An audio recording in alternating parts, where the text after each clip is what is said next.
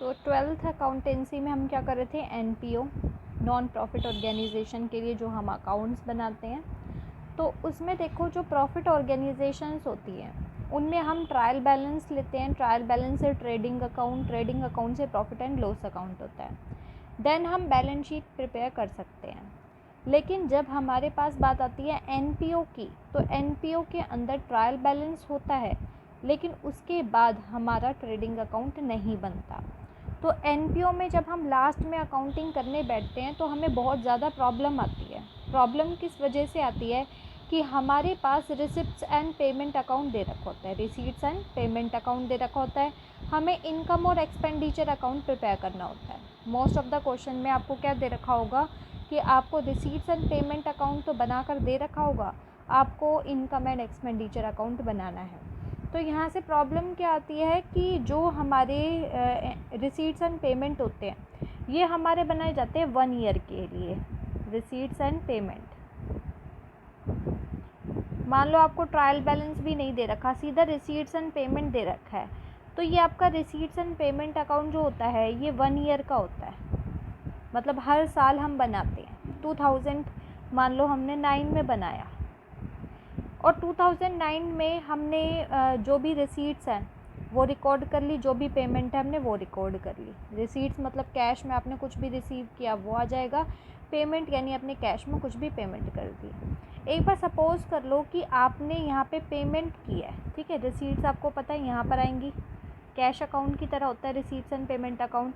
Receipts यहाँ आएंगी और पेमेंट अकाउंट यहाँ पे आएगा। तो मान लो आपने पेमेंट करी, पेमेंट किस लिए करी, आपने ख़रीदी कोई मशीनरी, ठीक है, मान लो 1 लाख की, सपोज़ करो 1 लाख की आपने मशीनरी परचेज़ करी, ठीक है। सेकंड आपने फर्नीचर ख़रीदा, यानी कि हम यहाँ पे मेनली आपको दिखा रहे हैं एसेट्स परचेज़ करने पर कि मान लो हमने पेमेंट की है 1,50,000 की मशीनरी और फर्नीचर, तो कुछ ना कुछ रिसीट्स कुछ ना कुछ मिला भी होगा।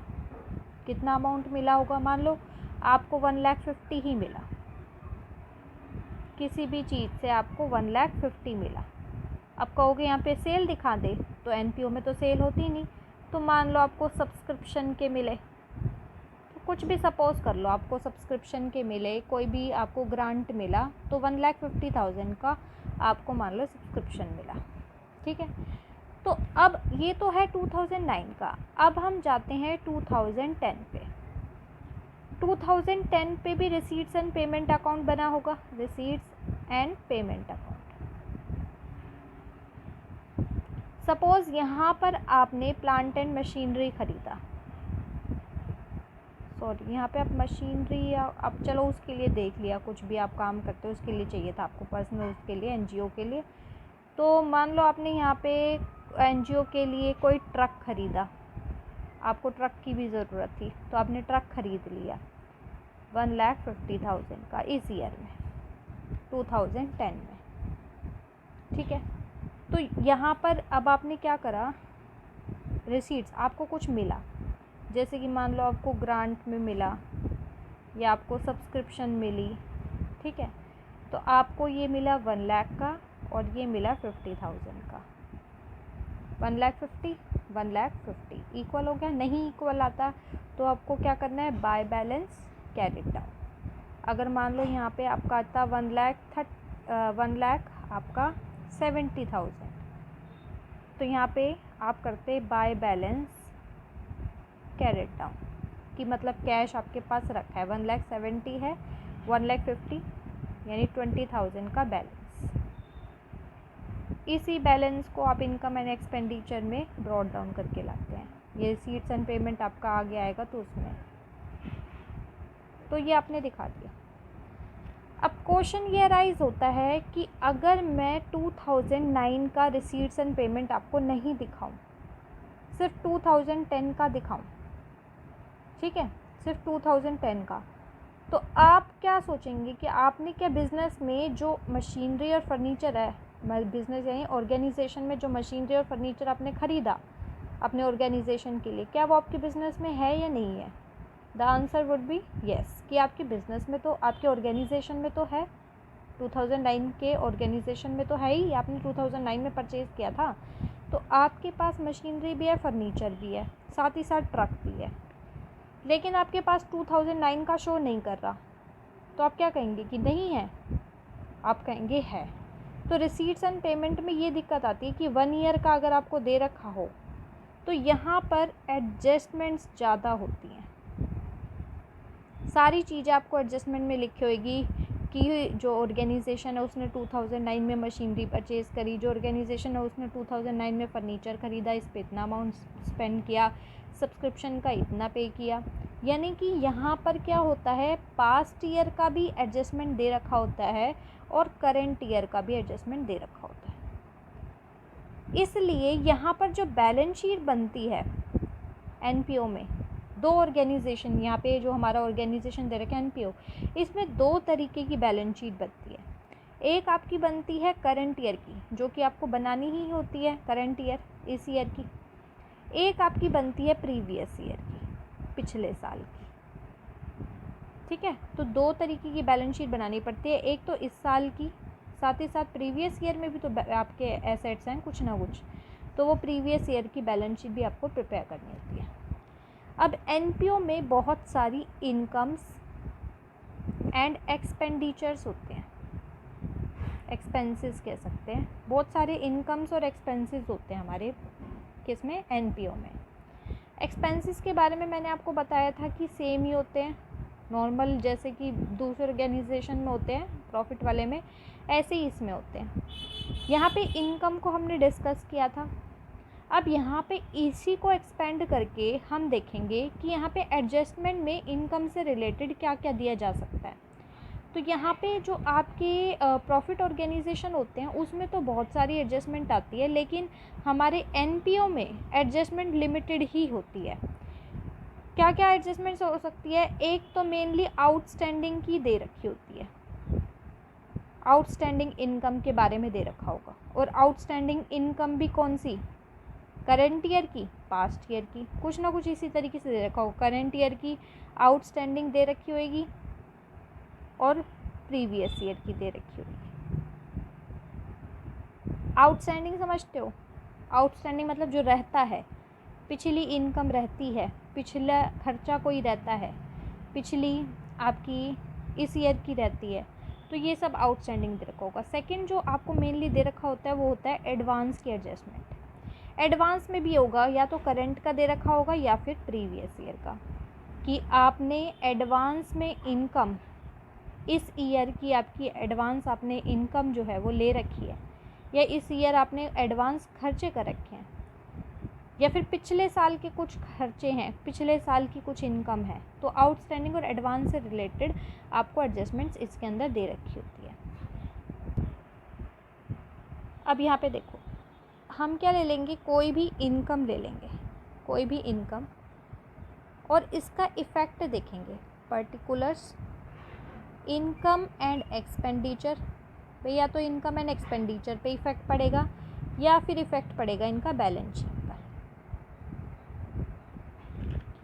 यानी यहाँ पर मैं आपको कुछ एडजस्टमेंट्स दिखाऊंगी कि किस तरीके से आपको एडजस्टमेंट्स दे रखी होती हैं, और आपको देखना है कि उसका इफ़ेक्ट कहाँ पे पड़ेगा, या तो इनकम एंड एक्सपेंडिचर अकाउंट पे इफ़ेक्ट पड़ेगा या फिर पड़ेगा बैलेंस शीट पर। फर्स्ट आप जैसे कि ले लो, आपको दे रखा है first amount given in receipts, जैसे कि आपको दे रखा होगा debit side of receipts and payment account. देखो, रिसीट्स एंड पेमेंट बनाते थे, रिसीट्स के डेबिट में क्या होती हैं आपकी, ऑल द रिसीट्स। तो कुछ भी आपको रिसीट्स में दे रखा हो, कुछ भी आपको रिसीट्स में दे रखा हो, वो हम क्या करते थे, इनकम एंड एक्सपेंडिचर के क्रेडिट में ले जाते थे। देखा था ना हमने कि रिसीट्स एंड पेमेंट में जो डेबिट दे रखा होता था उसे ही हम इनकम एंड एक्सपेंडिचर के क्रेडिट में ले जाते थे, क्योंकि हम क्या कहते थे, अगर एक डेबिट हो रहा है तो दूसरा क्रेडिट हो रहा होगा। ठीक है, जैसे कि आपको सब्सक्रिप्शन मिलती थी तो आप क्या करते थे, cash account debited to subscription. तो यहाँ पे एक चीज़ अगर डेबिट हो रही है तो दूसरी चीज़ क्या होती है यहाँ पे, क्रेडिट। तो ऐसे ही आपको रिसीट्स एंड पेमेंट में डेबिट साइड में कुछ रिसीट्स दे रखी है। अब रिसीट्स का एग्जांपल ले लो, जैसे कि आपको मान लो सब्सक्रिप्शन दे रखा है, तो आप दिखाते हो ना सब्सक्रिप्शन को, कहाँ दिखाते हो, रिसीट्स एंड पेमेंट अकाउंट में, रिसीट्स में यानी डेबिट अकाउंट में। तो सब्सक्रिप्शन दे रखा है, तो ये इनकम एंड एक्सपेंडिचर के कहाँ जाएगा, ये डेबिट में होगा, रिसीट्स के डेबिट में होगा यहाँ पर। तो इनकम एंड एक्सपेंडिचर में कहाँ चला जाएगा, क्रेडिट साइड में। कहाँ चला जाएगा, क्रेडिट साइड में। बैलेंस शीट पे कोई इफेक्ट नहीं पड़ेगा, इनकम एंड एक्सपेंडिचर में चला जाएगा। जो भी रिसीट्स एंड पेमेंट में रिसीट्स दे रखी होती है वो इनकम एंड एक्सपेंडिचर के क्रेडिट में आ जाती है, इनकम में आ जाती है, क्योंकि सब्सक्रिप्शन मिला तो वो आपके लिए इनकम भी तो होती है, इनकम होती है तो इनकम में दिखा देंगे, इनकम का क्रेडिट बैलेंस होता है। सेकेंड एडजस्टमेंट इज़, यहाँ से आपको ध्यान से देखना है, आपको दे रखा होगा आउटस्टैंडिंग इनकम, ठीक है, outstanding income at the end of current year, outstanding income at the end of current year. यह आपको दे रखा होगा outstanding income at the end of last year या फिर प्रीवियस ईयर। ये आपको 2 पॉइंट यहाँ पर दे रखे हैं आउटस्टैंडिंग से रिलेटेड। और आपकी एडजस्टमेंट क्या हो सकती है, आपकी एडजस्टमेंट हो सकती है advance income at the end of current year. Advance income दे रखी है, यह आपको क्या दे रखा होगा, advance income at the end of last year या फिर प्रीवियस ईयर, एडवांस इनकम। तो यहाँ पे आउटस्टैंडिंग के बारे में दे रखा है कि हमने आपको बताया कि या तो करंट ईयर का होगा या प्रीवियस ईयर का, दोनों का ही दे सकता है। यहाँ पे भी एडवांस इनकम की बात है, या तो करंट ईयर की या फिर प्रीवियस ईयर की। करंट ईयर प्रीवियस ईयर को एक बार समझते हैं क्या है। जैसे कि आपको अकाउंटिंग जो है 2010 की करनी है, किस ईयर की करनी है अकाउंटिंग, एनपीओ की अकाउंटिंग आपको 2010 की करनी है। तो 2010 हमारा प्रेजेंट में चल रहा है, तो इसका पुराने वाला, पिछले वाला क्या होगा, 2009 लास्ट ईयर होगा। ये क्या है, लास्ट ईयर। ये क्या है, करंट ईयर। और ये क्या होगा इसका, 2011 नेक्स्ट ईयर हो जाएगा ना यहाँ पे। तो 2009 की 10 की अकाउंटिंग हम कर रहे हैं, तो इसके पीछे वाला लास्ट ईयर हो जाएगा, इसके आगे वाला नेक्स्ट ईयर हो जाएगा। तो जो भी आपको एडवांस और जो भी आपको आउटस्टैंडिंग दे रखा होगा वो यहाँ का दे रखा होगा, इस पॉइंट पे यहाँ पर, ठीक है। अगर आउटस्टैंडिंग है तो यहाँ पे होगा करंट ईयर के, करंट ईयर ये है, करंट ईयर के यहाँ पर, इसके बीच में, इन दोनों के बीच में, इन दोनों के बीच में और इन दोनों के बीच में। कैसे, देखो ये 2010 है करंट ईयर, कह रहे हैं आउटस्टैंडिंग इनकम है eight the end of current year, current year के एंड में, करंट ईयर के एंड में, ये करंट ईयर है इसके एंड में। या फिर आउटस्टैंडिंग इनकम है लास्ट ईयर के एंड में, तो लास्ट ईयर के एंड में, समझे, इनके यहाँ बीच में दे रखा हो। ऐसे ही एडवांस इनकम है लास्ट ईयर की, तो लास्ट ईयर की एडवांस यहाँ पे होगा, लास्ट ईयर की एडवांस यहाँ पे होगा, और इस साल का लास्ट में एडवांस, इस साल का लास्ट में एडवांस यहाँ पर होगा, यानी इनके बीच में होता है आउटस्टैंडिंग, आउटस्टैंडिंग, एडवांस, एडवांस। बना लिया। अब देखो हम आउटस्टैंडिंग को क्या करते हैं, आउटस्टैंडिंग मतलब होता है रहता है, तो ये कैसे निकलता है, ऐसे बाहर की तरफ निकलता है आउटस्टैंडिंग, इस तरीके से इसका एरो। अब इसको और डीपली समझेंगे कैसे। और जो एडवांस है, एडवांस आगे की तरफ इशारा करता है। एडवांस का मतलब ही क्या होता है कि हमने अगले वाले साल का ले रखा है, तो एडवांस बाहर की तरफ जाता है, ऐसे अगले साल की तरफ। जबकि आउटस्टैंडिंग मतलब रहता है तो वो अंदर की तरफ जाता है, समझ गए ना। रेंट आपने इस ईयर में हो लेकिन पिछले साल का रहता है तो पीछे की तरफ जाओगे। ऐसे ही इस साल में हो, आगे का रेंट ले रखा है तो बाहर की तरफ जाओगे, नेक्स्ट ईयर की तरफ जाओगे। तो आउटस्टैंडिंग और एडवांस समझ गए कि इनके एरो किस तरफ जाते हैं। अब यहाँ पे देखो, ये जो चीज़ हम करंट ईयर का रिकॉर्ड कर रहे हैं तो हमें जो चीज़ करंट ईयर में आएगी वो हमें करंट ईयर में ऐड करनी है, और जो करंट ईयर से नहीं है, बाहर जा रही है, उसको हमें माइनस करना है। समझ गए, हम करंट ईयर की अकाउंटिंग कर रहे हैं तो जो करंट ईयर का है उसे हम ऐड करते जाएंगे करंट ईयर के अंदर, लेकिन करंट ईयर से जो बाहर जा रहा है उसे हम क्या कर देंगे, माइनस कर देंगे। सिर्फ करंट ईयर से मतलब है हमें। तो ये देखो करंट ईयर, ये आउटस्टैंडिंग ये वाला जो है ये अंदर की तरफ आ रहा है, यानी कि करंट ईयर में ये आउटस्टैंडिंग जो है ऐड होना चाहिए क्योंकि ये अंदर की तरफ आ रहा है। ये बाहर की तरफ जा रहा है करंट ईयर से बाहर की तरफ, तो हमें बाहर की तरफ जा रहा है हमारे इस साल से बाहर की तरफ, तो हमें माइनस करना है। मतलब कि हम इस साल में हैं, पिछले साल का रेंट देना है तो हम इस साल का देख रहे हैं, पिछले साल का हम माइनस कर देंगे। हम इस साल में हैं, ठीक है, और इसी साल का रेंट हमें मिलना है।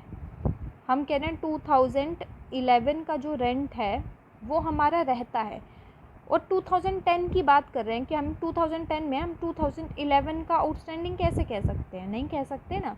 तो यहाँ पे हम 2010 के एंड में आ गए, मान लो दिसंबर में आ गए, 31 दिसंबर। तो 31 दिसंबर को हम कह रहे हैं कि 2010 का रेंट रहता है 31 दिसंबर को, तो वो 2010 में ही ऐड हो जाएगा ना। तो ये लास्ट है 2010 के लास्ट में। आउटस्टैंडिंग इनकम है eight the end of current year के एंड में, तो वो कहाँ हो जाएगी, करंट ईयर के एंड में ऐड हो जाएगी। क्या हो जाएगी, आउटस्टैंडिंग इनकम में यहाँ पे क्या हो जाएगी, आउटस्टैंडिंग इनकम ऐड हो जाएगी। कैसे ऐड हो जाएगी, देखो outstanding income at the end of current year के एंड में ये इनकम दे रखी है, करंट ईयर के एंड में। तो करंट ईयर के एंड में रहती है तो हम करंट ईयर में ऐड कर देंगे जो रहती है। यहाँ पे कह रहे हैं outstanding income at the end of last year, पिछले साल की लास्ट ईयर की आउटस्टैंडिंग इनकम है, तो लास्ट ईयर की है ना, तो हम इस ईयर में क्या कर देंगे, इस ईयर में इसे सबट्रैक्ट कर देंगे। ठीक है। एडवांस इनकम, अब एडवांस की देखो, एडवांस ये वाला अंदर जा रहा है करंट ईयर में, तो ये ऐड हो जाएगा। ये एडवांस बाहर की तरफ जा रहा है तो ये माइनस हो जाएगा। तो ये देखो advance income at the end of current year, advance income at the end of current year, यही है ना, करंट ईयर का एंड यहाँ पे होता है, करंट ईयर की शुरुआत यहाँ होती है, पिछले साल का अंत यहाँ पे होता है। तो करंट ईयर का एंड में एडवांस इनकम दे रखी है, करंट ईयर के एंड में एडवांस इनकम, और ये देखो एडवांस बाहर की तरफ निकल रहा है तो इसको हम सबट्रैक्ट कर देंगे। Advance income at the end of last year, advance income at the end of last year के एंड में एडवांस इनकम, और ये अंदर की तरफ जा रही है करंट ईयर की तरफ, तो हम क्या कर देंगे इसको प्लस। तो इसे आप रफ में करके भी देख सकते हो। अब इसका बैलेंस शीट पे इफेक्ट देखते हैं। बैलेंस शीट पे इनकम के तौर पर आउटस्टैंडिंग इनकम है करंट ईयर की, करंट ईयर की आउटस्टैंडिंग इनकम रहती है इनकम, तो सीधी सी बात है मिल जाएगी आपको एसेट्स। तो आउटस्टैंडिंग दोनों ही, चाहे इस ईयर की हो चाहे पिछले साल की हो, आपकी रहती है इनकम तो एसेट्स होएगी। एडवांस इनकम है करंट ईयर की, इस साल की एडवांस इनकम, तो आपके ऊपर बर्डन है ना, एडवांस आपने ले रखा है, लायबिलिटी। अब यही हम एक्सपेंसेस की बात करें तो एक्सपेंसेस में ये एरो तो सेम रहते हैं, यानी प्लस माइनस का ट्रीटमेंट तो बिल्कुल सेम रहता है। आउटस्टैंडिंग खर्चे हैं तो वही आउटस्टैंडिंग खर्चे बाहर की तरफ जाएंगे, तो करंट ईयर से इसको हटा देंगे। आउटस्टैंडिंग खर्चे हैं वो इस साल के अंत में हैं और वो अंदर की तरफ आ रहे हैं, तो इसे हम ऐड कर देंगे। तो खर्चे भी सेम होते हैं, बस यहाँ पे चेंज हो जाएगा, उल्टा हो जाएगा। आउटस्टैंडिंग एक्सपेंसेस हैं eight the end of current year, इस साल के एंड में खर्चे हैं, तो इस साल के खर्चे आपके रहते हैं, तो ये आपके लिए क्या हो जाएगा, लायबिलिटी। और एडवांस खर्चे हैं करेंट ईयर के, वो आपके लिए क्या हो जाएगा, एसेट्स। तो यहाँ खर्चों से तो समझ ही गए कि यहाँ पे सिर्फ बैलेंस शीट में इफेक्ट चेंज हो जाएगा, बाकी प्लस माइनस का ट्रीटमेंट सेम ही रहेगा।